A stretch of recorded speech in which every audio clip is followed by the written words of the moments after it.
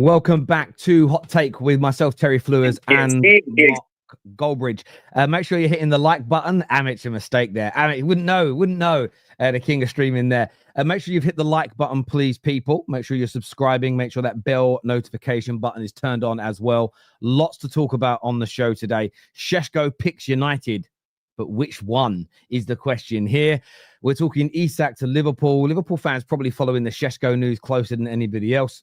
Plus, we've got some great takes to show you from Gary Neville. We've got back. Gary's back. I can't believe it. He is. He's back. Gary is back. We've got a crazy take on Fabrizio. I can't wait to show Mark. But before we do any of that, how are you, mate? You well? You good?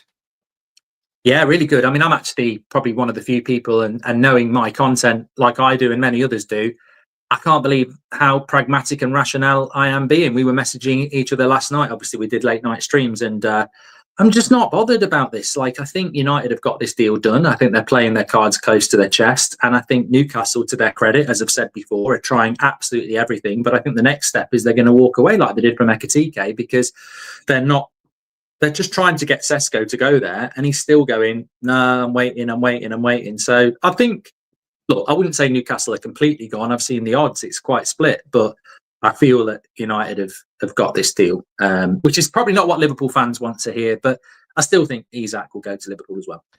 You said that. The first clip I was going to play isn't actually Gary. I put it up on screen, but it is actually you. So let's take a little look here at what Mark's had to say, because it's caused a stir in the Newcastle community is why I'm sharing it.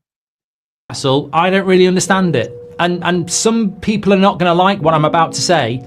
But if Sesko chooses Newcastle over Manchester United, having listened to Mbeumo's interview and having listened to Cunha's interviews, they've chosen Man United for more than, Champions League football, which we can't offer. They've chosen Manchester United because of what we still can be and what we still are. Now, how long we'll be able to do that is up for debate. I still think when you look at Newcastle and Manchester United, if you take Newcastle, you're taking money. I don't see any other reason to go to Newcastle at the moment other than money. People will say Champions League football. Yeah, but how flimsy is that? Are Newcastle going to be in the Champions League next year? Maybe they will, maybe they won't. Are they, I understand people choosing Liverpool or Arsenal over Man United at the moment. I don't really understand why you choose Newcastle. So, talk sense. He does. Get him on again. He should do more streaming. Yeah, I mean, you can tell there's hesitation there. I don't normally hesitate. And I think the hesitation is to try and be respectful to Newcastle, but it still wound them up. Like, I'm just saying, like, obviously I'm a United fan, so I'm going to be biased. You're allowed to be biased. But I don't think Newcastle necessarily are in the Champions League next year. So I think if you go to Newcastle, it's not like if you go to Arsenal, you're going to be in the Champions League for the next 5 years. I don't think Newcastle necessarily are. I don't think they've got squad depth. I think players are looking to leave. Anthony Gordon would go if he could. Isak's going to go. I think Bruno Guimaraes will go. And Newcastle struggle to replace those players. I don't really understand. I think that's a topic in itself. Newcastle have shown great ambition, but they can't get the players in. So I don't think the Newcastle project is I think it is flimsy. So whereas Man United, we might not have achieved what we wanted to achieve over the last 10 years, but all across those 10 years, we are trying to get back. And I think at some point we will. And also, Newcastle can't live with what Man United are. Like, look at the States, look at the tours there, look at the crowds, look at the Asia tour, which was we never should have done it. Man United is one of the biggest clubs in the world, and Sesko will realise that if he chooses Man United. Look, if he chooses Newcastle, we'll have to deal with it. But for me, yeah, you choose Man United. What do you make of? I mean, Jan Fjortov has updated on this situation again. He said that United are waiting for Sesko while Sesko is waiting for United. It feels like the player wants to know we're definitely going to bid. We're saying we are, but we want you to pick us first. Newcastle, I think, as you stated on your show this morning, they've put 2 big bids in now, one totaling with add-ons 90 million euros. That's their approach. They're getting a lot of praise for it. What do you make of it from United's point of view? Do you think we're doing the right thing by waiting for the player to decide rather than getting into a bidding war? 100%. And that Fjortov update, I mean, look, I've said about Fjortov, we've had him on the United stand before. I've never known him to be a journalist of transfer expertise. And it's quite interesting having another player in it, but you know, another journalist in it. But it always reminds me of like being younger in my courting days, where, you know, I'm not messaging her, she can message me, and you both want to message each other, but it's like whoever does it first looks weak. And I think with United and Sesko, I don't think it is that, by the way. I don't think they're waiting on each other. I think that United don't want to get into a bidding war, and Leipzig do. So I think we're basically saying, look, if Sesko says he wants to come to us, that's when we'll bid. That's our policy. We did it with Mbeumo, we did it with Cunha, we did it with Yoro. You know, that was Real Madrid. He had to choose us, and then we'll get involved. We're not going to start bidding like Newcastle are willing to do in the hope that he chooses us. We will bid when we know the player wants us. And look, I understand that game, because the alternative is we put a bid in. Leipzig keep going, yeah, what's your next one next year? What's your next one? Sesko goes, okay, ooh, you know, what's your wage? What's your wage? I think that then it becomes about money. And Newcastle might be quite happy with that. But I think we're right not to be driven by who can outbid who can give the biggest wage. We want players that want to come to Man United. And I want players that want to come to Man United. I don't want to get Sesko because we give him a stupid wage and a stupid fee. That might work for Newcastle. I understand that. Some clubs do that. I actually want a player that wants to come. I think he does want to come, because I don't think Man United are the sort of club that gets David Ornstein last week to say we're all in for Sesko on a whim. So I think he does want to come. And I think we're playing it the right way, because otherwise you end up in a bidding war. And who does that benefit apart from Leipzig and Sesko's agent? So I think we played it right. I agree completely. This is, you know, all summer I've spoke about, yes, I wanted the transfers faster. I've called that out both here on the terrace and on the United stand. But I still want the right profiles, and I want the right prices, and I want us to be stern. And I've had a lot of banter for it. Oh, Terry's just happy that United have been gritty and hard to deal with. Yeah, I am, and I stand on that. We can't sit there and say that we're waiting for the player to decide before bidding and then bid. Because I think all these small things, you'll know this, you employ people. And I know none of your staff do this, but I'm going to give a hypothetical. So if you're watching, Beth, I'm not actually meaning you do this, right? I know Beth is, but if Beth is like, you just say, Beth, I need you in by 9:30 to go live at 10 in the morning, and she turns up at 5 to 10 and isn't prepared. If you do that again, you'll be in big trouble. And she does it again, and you're like, morning, Beth, how are you? And nothing happens. She's going to continue to do it. And that might be one person, but then somebody else is going to cut a corner. Somebody else is going to cut a corner. And then before you know it, the United stands in trouble from a quality point of view, timing, you know, research, and the content drops. Football clubs are the same. If Man United's hierarchy, the people that run the club, are saying we are not bidding until the player commits, and then we do, other players will look at that in the club and go, well, they've said if I don't do X, Y, and Z and don't do this and that and the other, I might lose this position. Well, I'm going to cut a corner. I'm going to see if I can get away with it as well. And you create a precedent. And Newcastle, very similarly, they've said they've got 48 hours from Monday morning. So let's say it's 9 a.m. to give a time. They've said 48 hours to make a decision. Well, if we get to this time tomorrow morning and he hasn't made a decision, what do Newcastle do? Phone him again and go, please join? Do they look weak if they do that? Or should they walk away and go, actually, we've got more pride than to break our promise? And I think that's really telling in this for me as well. Like, it's who's going to yield first. And personally, I think Newcastle will. I think Newcastle will not pull out of the deal tomorrow morning if a decision hasn't been made. And that will then tell me more than not that he's going to pick Man United, especially. So, yeah, for me, I just don't want Man United to. I like the player and I want the player. But I do think for longer term growth, we've got to have a plan and we've got to stick to it, even through adversity within that. And we've all been there in life where you've got a goal. Oh, this is a problem, though. We've come across a problem within that process. If you start yielding on it and backtracking and pandering and sitting in the cut chair, you're never going to get better. So, yeah, I like what we've done. I hope we do get the player. And I don't think we'll pay as much as Newcastle bid last night, personally, either. I still want to know about this special club thing. Who's this special club? Yeah, I think, well, this is it. People say Newcastle can blow Man United out of the water, but they can't really, because Sesko's got this sort of special club release clause. I think Ben Jacobs was on about this, where it tops out at 80 million euros anyway. You can't really go above 80 million euros because that's not in the agreement or clause anyway.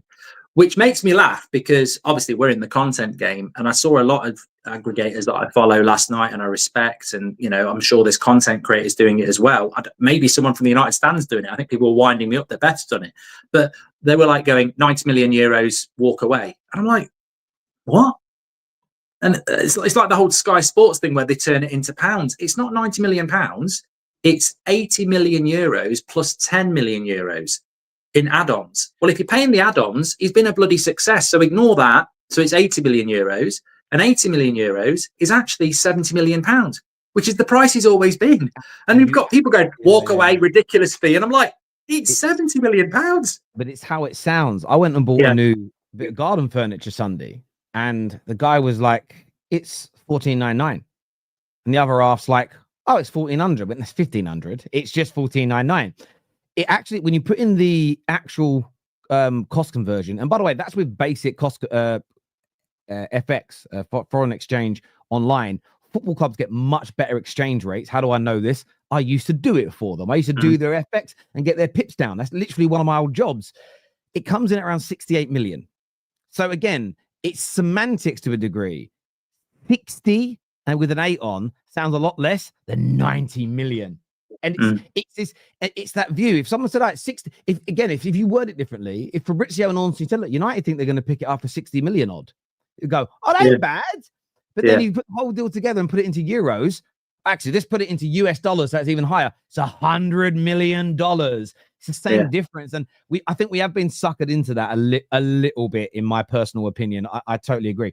There's some super chats here. First one says, it was said for your career, you joined United. That didn't seem very sincere, given past players who moved to United have been honest and how they progressed. Yeah, but the thing is, like, we're not talking about choose Man United or Arsenal or Man United or Man City, which this is a testament to how far United have fallen. We're talking about two teams that are going to be fighting for fifth. This is where I still think Man United's pull is bigger. Like, I accept that Gyökeres has to choose Arsenal over Man United for his career, but I don't agree that Sesko has to choose Newcastle. I think it's as flimsy as us. But what we do have in addition to that is the bigger name, the bigger status. And I mean, look, Newcastle are a very good team. The way I look at it is, if Sesko goes to Newcastle, they've got a better chance of finishing fifth than us. If we get Sesko, we might be able to push them out. And I think that's where Newcastle can't really play the card of, it's a better career move, because there's a chance they won't be in the Champions League next year and we will. There's a chance that we will finish above them. So I think then all you've got left is the status of the club. Plus, I think we can pay better wages. Apparently, their top earner is 160 grand a week.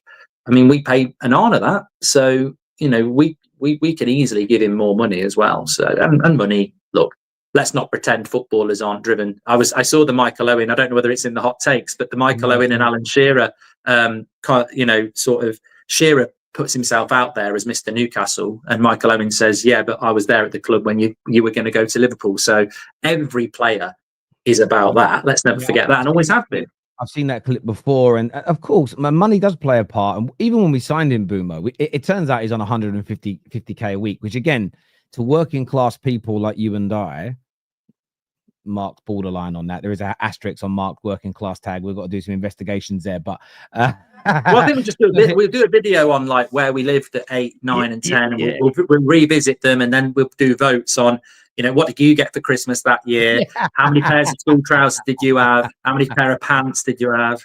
Did you have to, did you have to get a paper round to pay for your own dinner money? We can play that game. We can play that game. We can do it. But no, neither of us will end up like. Do you watch the Beckham documentary when Victoria Beckham saying, "I grew up working class," and he's like, "You went to school in a Rolls Royce." It's like, yeah. No, I hear you. But no, look, I agree. When they were saying that, the Newcastle fans, you look at it and you're like, yeah, all the big clubs pay the biggest wages. Real Madrid don't sign Mbappe, and he says, look, I just want to be there. I'll take 50K a week to be a Real Madrid player. It's part of the caboodle. You wouldn't join one of the highest positions at Apple or Tesla and take a low salary because of the name of the company. You expect that company to compensate you because of who and what they are. It's just flawed logic from losers. Given how United have conducted their business this summer and the fact that Newcastle's bid is high but hasn't been accepted, that's also very true. 12 hours after the bid, not been accepted yet, but hasn't been accepted. Does it feel like Sesko is leaning towards United? Well, the title of our show this morning, Terry, was Sesko Decides. And the great thing about the English language is you can interpret in different ways. So people will go, he hasn't decided. Well, that's not what I meant. What I meant is Sesko decides. He decides what happens. And that's why Leipzig haven't accepted a very good offer from Newcastle, because they're basically saying, we can't accept this offer unless the player wants to go to you. And basically, Sesko decides here. Like, if he wants to go to Man United, then that's the deal that will get worked on. If he wants to go to Newcastle, it'll happen very, very quickly. So the reason, you know, I wouldn't be worried if I was a Newcastle fan that your bid's been rejected. It's not because they want another 10 million. It's because effectively they're saying we can't really. I mean, for whatever reason, and Arsenal were victim of this, Sesko and his agent have an incredible relationship with Leipzig, where only a month ago his agent did a public interview saying, we're not going to force a move. We're not going to drive the price down with Leipzig for anybody's benefit. We respect Leipzig, and that respect is obviously reciprocal. So Leipzig clearly aren't going to accept Newcastle's bid just because it benefits them, without knowing that that's what Sesko wants to do. So, yeah, look, I think Newcastle have offered a very good offer. And if you're a Newcastle fan, you know, your balls are on the table, really. There you go. But Sesko decides. Shampers, hey guys, what do you think of the FA Cup for us this year? Should we focus more on the league or winning that? We start versus Arsenal that in the league. We're not in Europe, mate, so we've got to go for everything seriously. You pick your strongest team. Yeah, both. It's both for me. It's not about either or either. You know, if we're out of a European hunt with 4 or 5 games to go and we're in the FA Cup semi-final, then yes. But from the start of the season, I think we go to try and win every single trophy. I want to see the strongest. There'll be rotation, but I want to see strong teams in early League Cup games. I want to make a start. Listen, we've done it before. You know what, Terry? We've got a League Cup game this month. We're in the round early because we finished in the bottom half. I know. Still, one of me and my big brother's dreams is for Man United to draw Leyton Orient. And we've seen Orient play Arsenal. We've seen Orient play Spurs. We've seen Orient play City last year in the FA Cup. And we're like, maybe, because and Orient rarely get to round 3 of the League Cup. So we're both hoping that Orient and United play each other, because me and my brother we've watched football together our whole lives. We've never seen our teams play each other. So it's a little dream in the Fleurs household. Can we talk about the striker or 10s all we want? Sorry, we can talk about the strikers or 10s all we want, but we are still not going to finish. We are still going to finish below 10th if we don't bring in midfielders. I mean, I wouldn't even call that a hot take. I think we all know that we need more dynamism in the midfield, more technical ability. The club's looking. I'm actually hoping we do a bit of a Wharton here. I hope we make a little swoop and go and get someone like Hayden Hackney. I think he's so good and talented.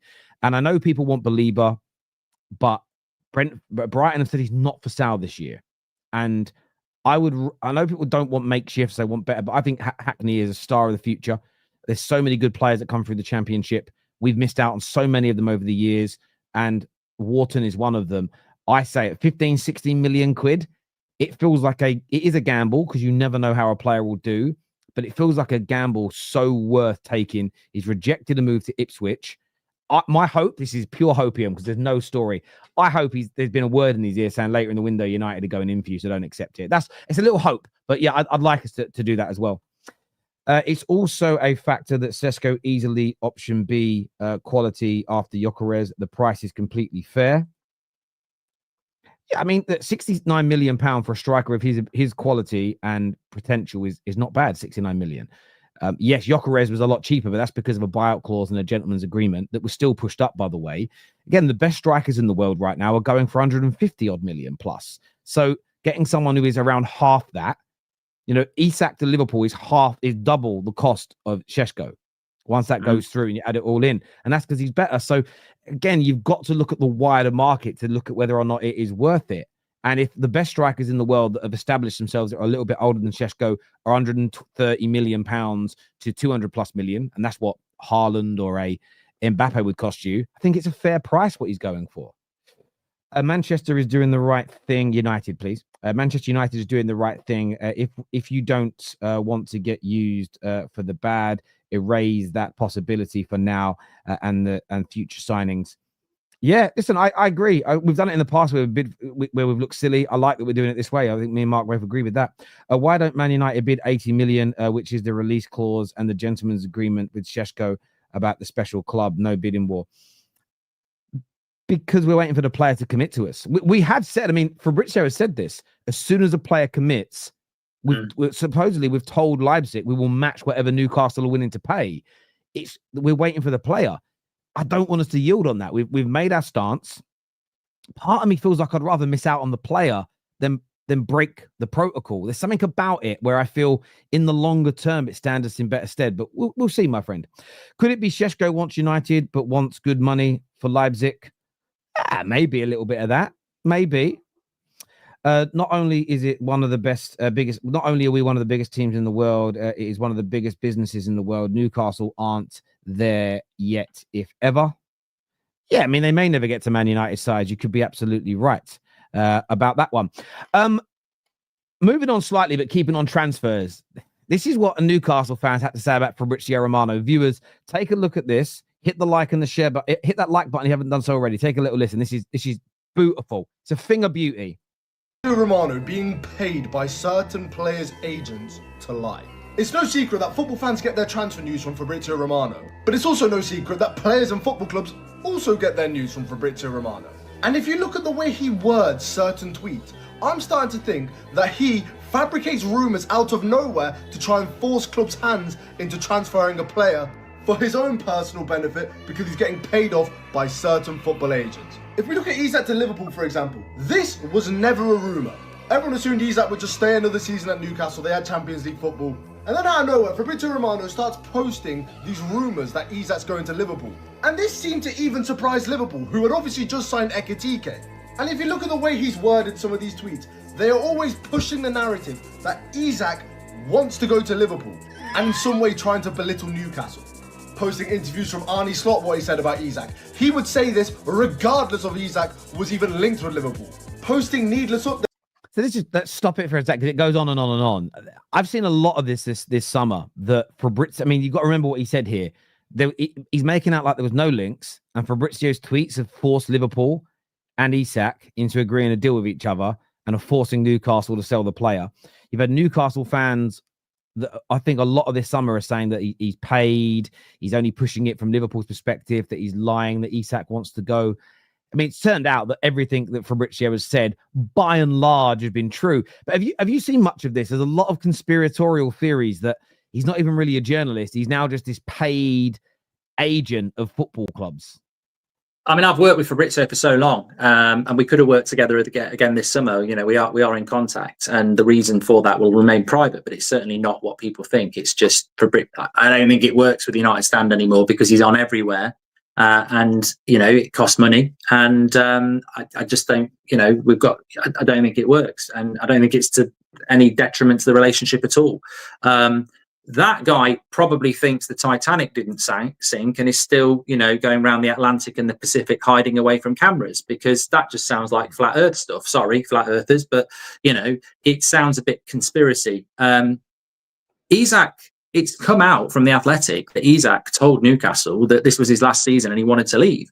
And ultimately, Newcastle have tried to sort of bury that like a cat buries a crap because they want to keep him. And it's got to a point where Isak's sort of like gone, okay, I'm going to have to go public then, aren't I? Because I want to go. Obviously, it's journalism. That's what it is. All it is journalism. Fabrizio Romano has been told by Liverpool or Isak's agents that he wants this move. So, yes, Fabrizio, as a journalist, will get that information from agents and clubs to put it out there in the public ether, to build momentum for it, to put pressure on Newcastle. Yes, that's what will happen because that's bloody journalism. When you take it to Man United, which I know more about, when you get the Telegraph, the Manchester Evening News, BBC Sport and the Athletic all writing the same stuff in the space of 10 minutes, where do you think that came from? That's come from somebody within the club that wants something to go out, or it's coming from an agent, from a player it's just journalism.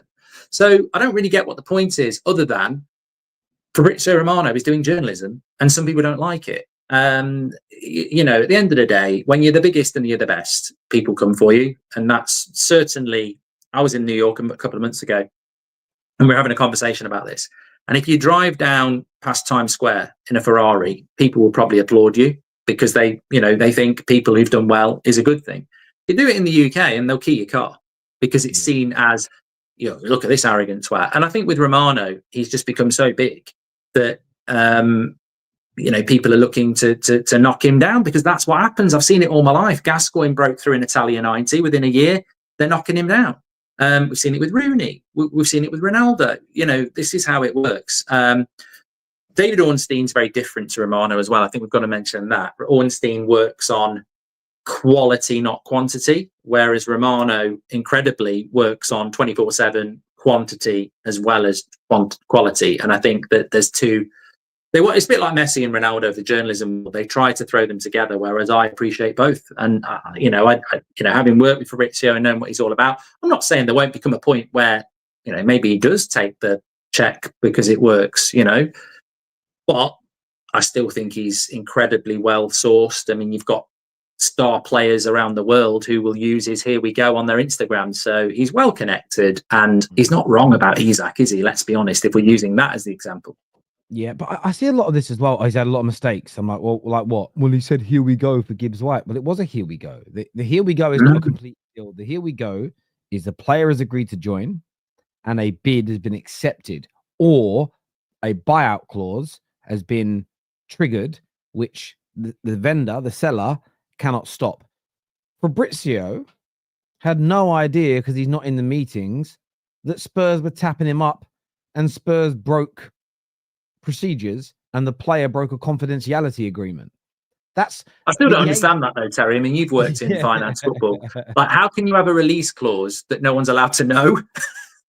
I mean, it's almost like if somebody makes a bid blindly, then it has to be activated, doesn't it? But you're never going to keep that quiet. It's such a weird. I'd love to know the actual facts about that because I'm interested. But who I'm actually going to ask Ross. I'm going to ask him to ask his dad if he's seen that before, because his dad was the first super agent. And I think this is my guess on this, having seen quite a lot of contracts in the past, and a lot of these contracts have weird and wonderful clauses and bonuses in them. I also know the media lies a lot as well, because me and John Smith actually had this conversation on stream together.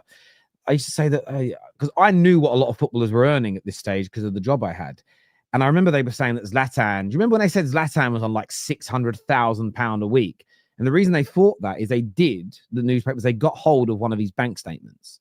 Basically, someone had gone for a bin, someone had stupidly thrown one out. But what they didn't realize is the players aren't paid weekly. They're paid monthly. So they saw his monthly take home after tax and went, and because they only got one bit of the statement and went, oh, that's what he earns a week. And they got it completely wrong. So there's always that goes on. Some of these hidden clauses are very much, if a bid comes in between this range, we're forced to accept it. But what we want it to be secret because we think we can get more money for you than that. I think that, because again, I think if someone bid 70 million, it also gets accepted. And there were clubs like City that were thinking about, they never put the official bid in though. And this is the thing with release clauses, the sort of unofficial bids, the WhatsApp messages, the would 55 million work, would 670 million work. They don't have to accept it on that. It's when the official bid comes in. So I do kind of get it, but I think we need more detail.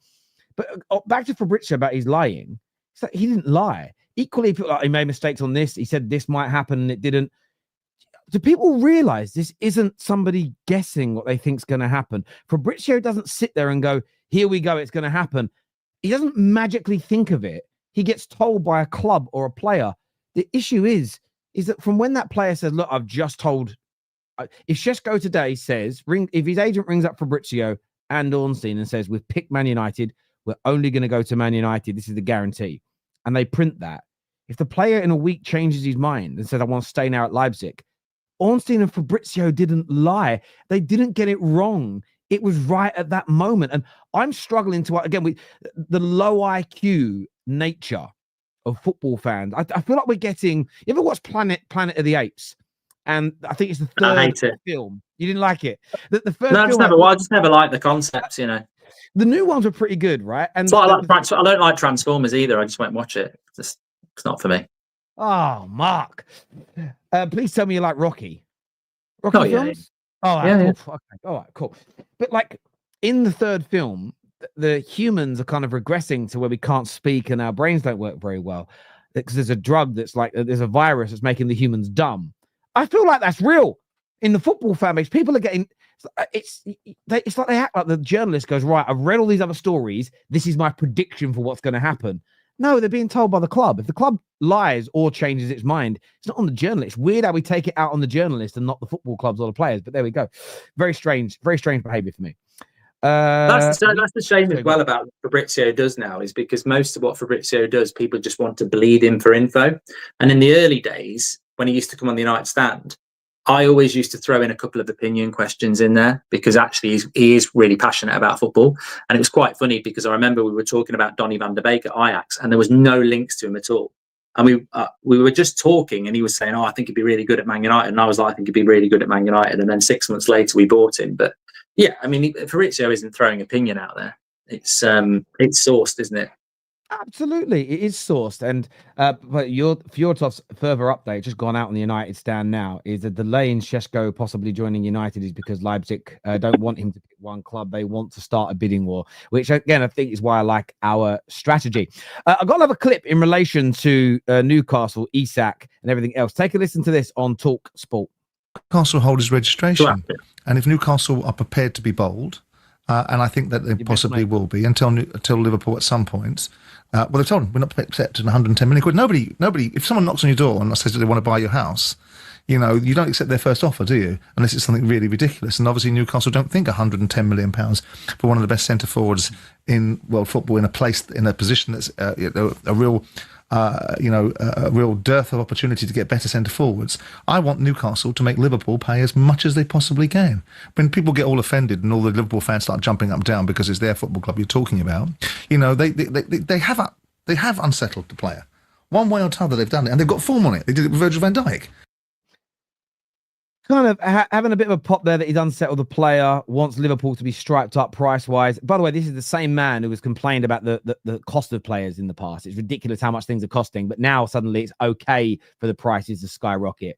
Another dig at Liverpool for wanting to improve their team.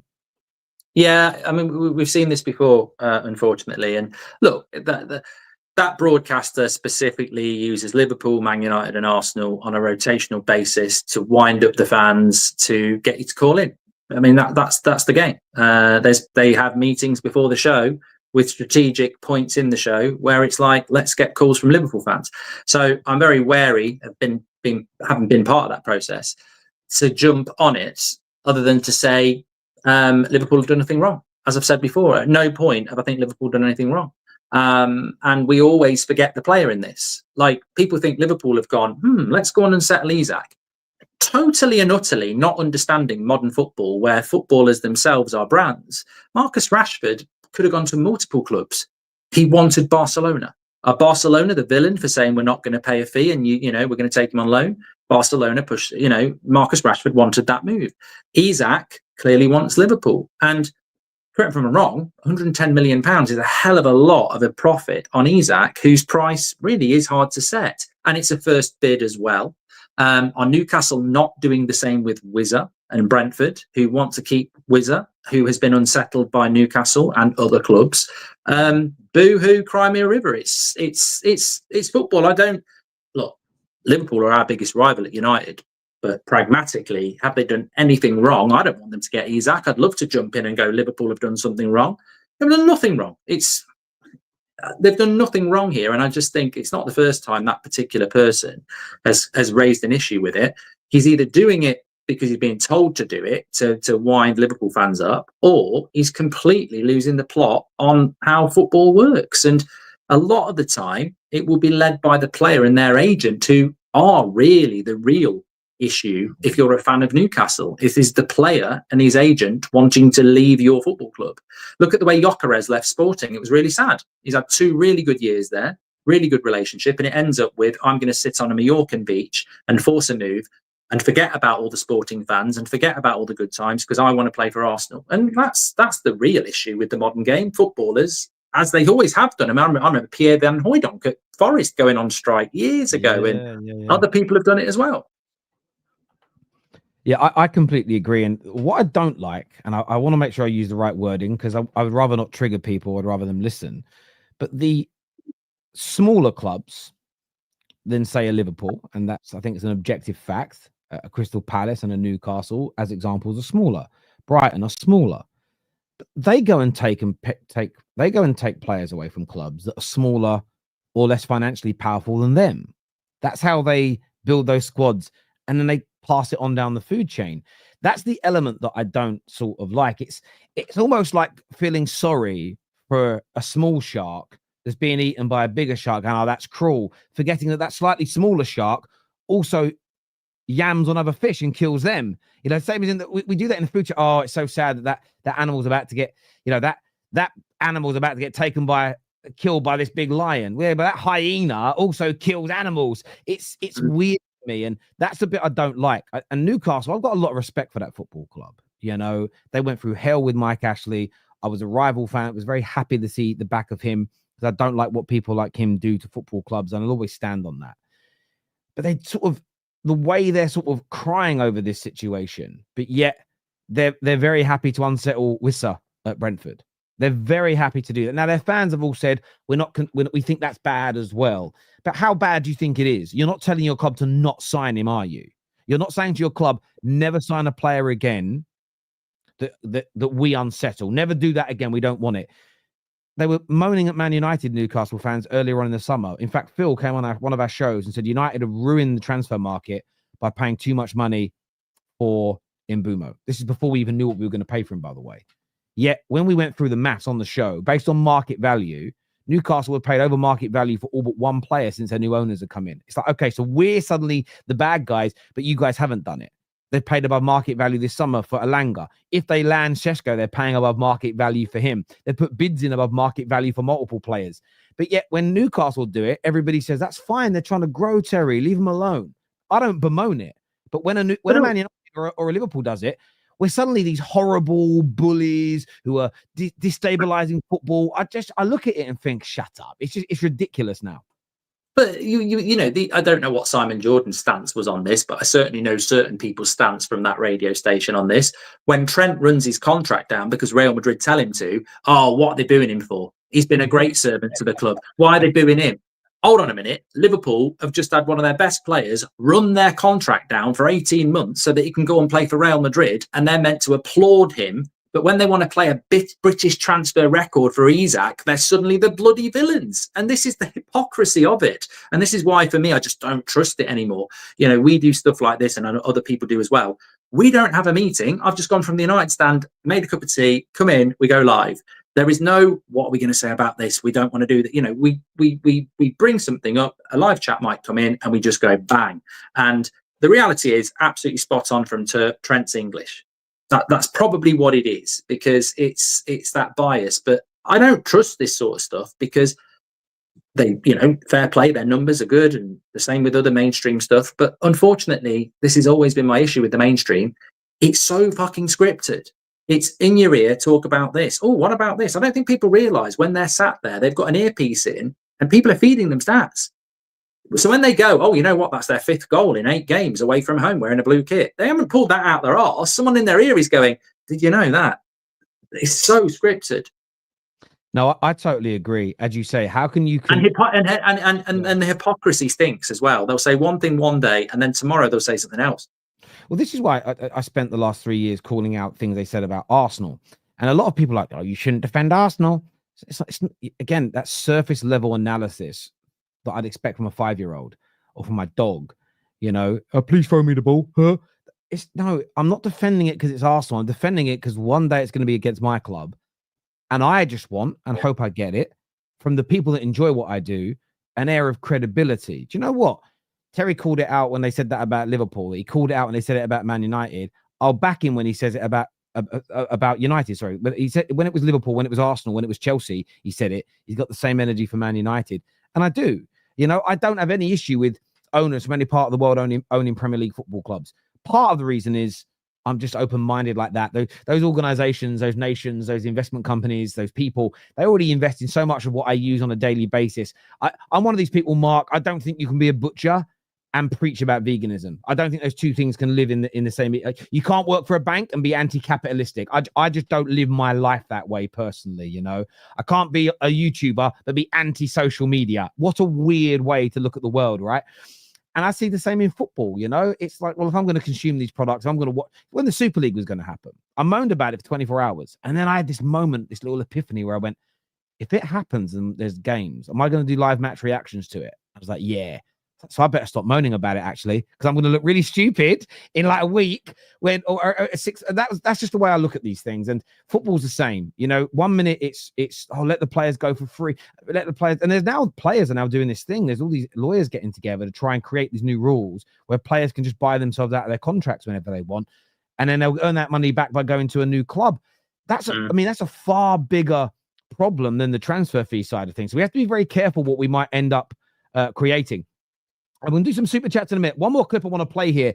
This is from Gary Neville. Gary Neville is back. It's about the season's predictions. So we'd like to get yours, as we are only just Community Shield this weekend. We're just over a week away from the Premier League beginning. This is Gary Neville being asked, who will be champions? Well, again, I've got to double down, and I've gone their last 2 seasons. They finished second in the last 3 seasons, actually. But I didn't back them the first season. I backed City. But I've backed them the last 2. I'm going to stick with them. Mark. Arsenal winning the league? You know what? I am really excited about this Premier League. Taking away the fact that Chelsea, Man City, Arsenal and Liverpool have obliterated everybody. I've never seen a transfer window like it. I did say at the end of last season, if Arsenal get a striker, I'm going to go for Arsenal to win the league. There is an element of they have to win the league to that, like, because it's the missing piece. I've been really interested in the Arteta movement for a while now, and Arsenal fans will know years ago when it was Arteta out in T-shirts, I was very vocal as a United fan on That's Football, saying they should stick with him. He's doing a good job. And I think that gradually, I've always said it's not the end. It's not the end. They're still building. I mean, even at the end of last season, we had some people going Arteta out, and it's like, you're not going to sack a guy who's not at the end of the journey. The interesting thing about Arsenal is, if they did finish second next year and they don't win the Champions League, I think you've got a valid point as an Arsenal fan to say, is that as far as Arteta can take us? Because they've added to their squad. There's a centre-back, there's a goalkeeper, there's another winger, there's another 2 midfielders, there's a striker. So that Arsenal squad now is ready to win the league. The thing that puts doubt in my mind is that I've never seen a team win the league and then have their best transfer window in their history, which is what Liverpool have just gone and done. That's the kicker, because I was working on the assumption that Liverpool might make a couple of signings, like most champions do, and be like, we're happy with what we've got. They've actually bought half a team. So I am going to say, I think I need a longer thought on it. I think off the cuff, I'll still say Arsenal, but a lot of that is that they might not win the league, and I might be sat there going, what more can they do? Like, there was just a better team than them. So, but I think Arsenal have got to be really, really close to it. And if they miss the title by 3 points or something like that, then I don't think you're getting rid of Arteta. But I think Arsenal have to do it this year, and they have got a lot of experience as well. So I think I'm favouring Arsenal, but I mean, you're a fool to go against Liverpool, and Chelsea and Man City to a certain extent are the unknown. I wouldn't disagree. I mean, Man City have done it before, but yeah, I mean, it seems incredible to go against Liverpool with the players that they've retained as well. So it's tough. It's tough. Do you think too many people are overlooking Man City?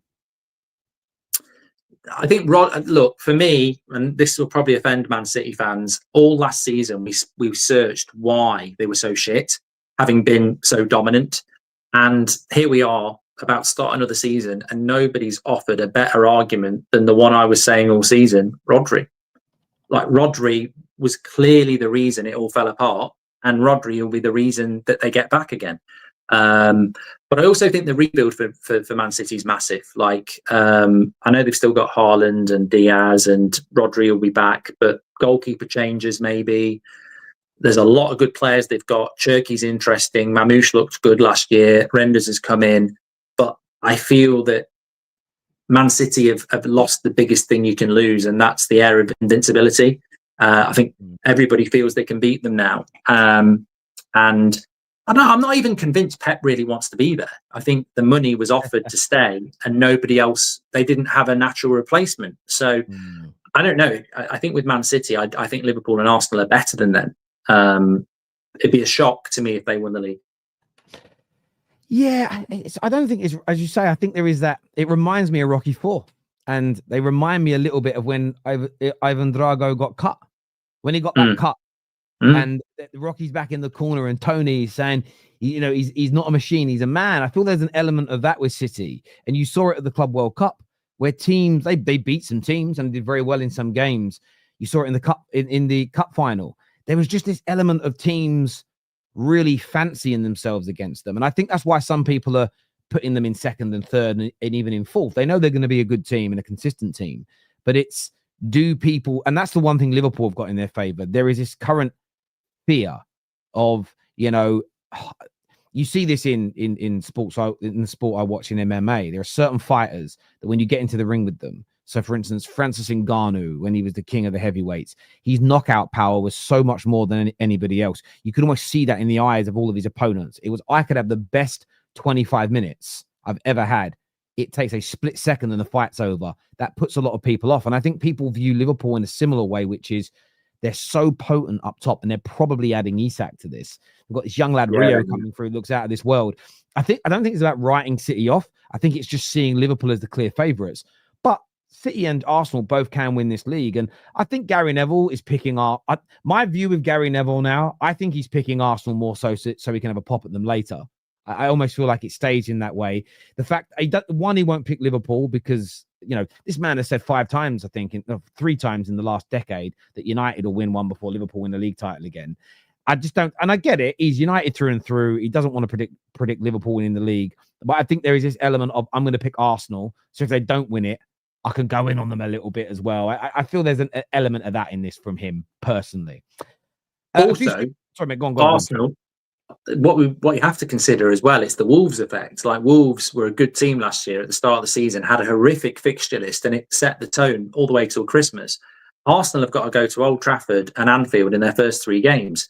And I know it evens itself out, but if Arsenal had 3 points from 9, that would be a mini crisis. So I think Chelsea and Man City have got relatively straightforward starts to the season. Like, their first 8 games are not particularly challenging. Newcastle, I mean, Liverpool have got to go St James's Park and Arsenal at Anfield in their first 3 as well. So Liverpool and Arsenal have got games that are tough in the first 4 or 5 games as well.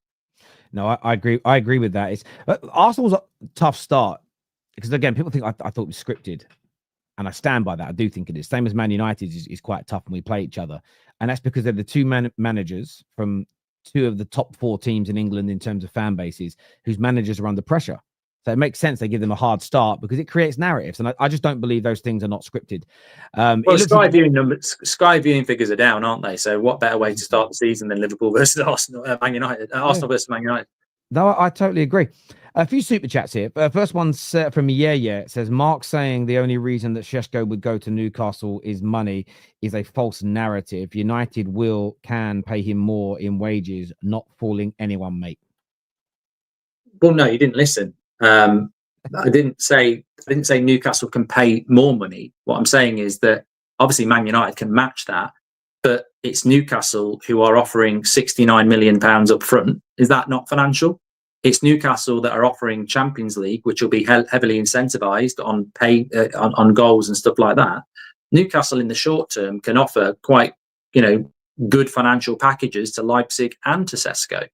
What I'm saying is, beyond that, what else can they offer? And I think Man United can offer a lot more in relation to status. But look, if Newcastle get him, fair play. I find it quite exciting that we have a transfer where we don't know the outcome and 2 clubs are going against each other. I find that quite exciting. If Newcastle get the deal over the line, I'll applaud them and absolutely, rip into United. But I personally think that's not going to happen. And I think Newcastle, if they miss out again, I've got to look at why they keep missing out on so many players, because some of those players, Mbeumo was another player they wanted as well.